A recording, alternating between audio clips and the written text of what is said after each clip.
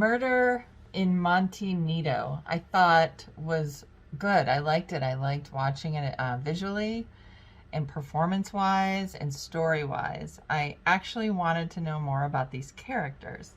So it would have it's like it was a chunk out of a feature film. So I would have loved to see the whole feature film.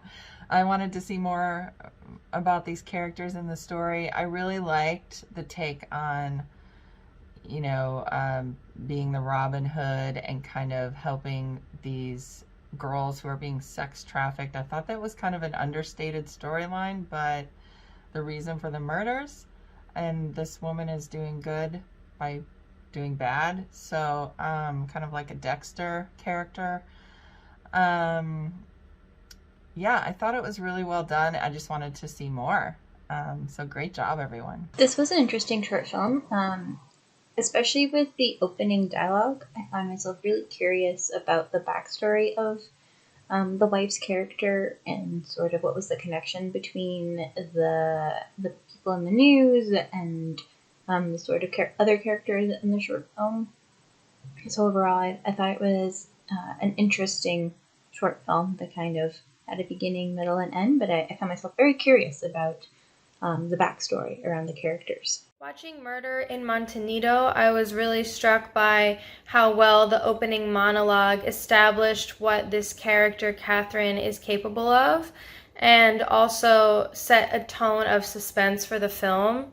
I think that hearing that and seeing in contrast her pleasuring herself was really interesting as a viewer, and it gave us a clue that perhaps something in her marriage is not working or is frustrating her.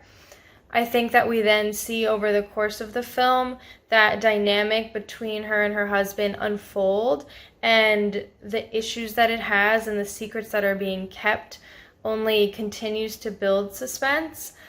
I felt that another really interesting moment of this film was how the scissors alone and the droplets of blood beside the pool are used visually to convey the murder, and I thought that that was really intriguing way to deliver that information, and simplistic but effective at the same time, and still visually disturbing and jarring in a way that didn't involve a whole lot of gore or an elaborate setup.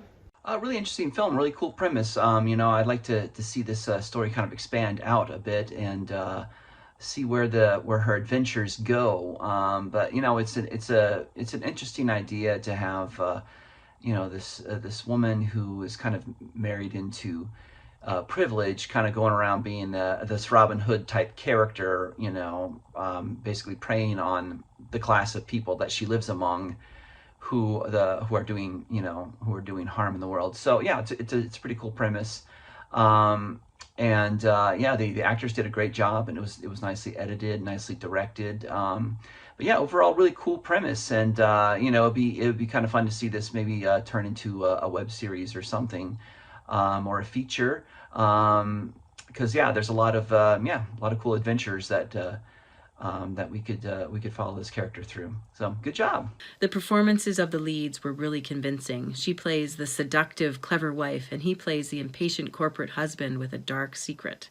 The setting of the gorgeous Malibu home and the lovely swimming pool worked really well for the story, and the writing and pace were brilliant. Loved how her voiceover of her life's desires framed the beginning and end of the film, and the newspaper headings were also very helpful. Well done film. I really dug this one. It was cool and sexy and stylish. Great performances from the two. Everything had a real nice polish to it.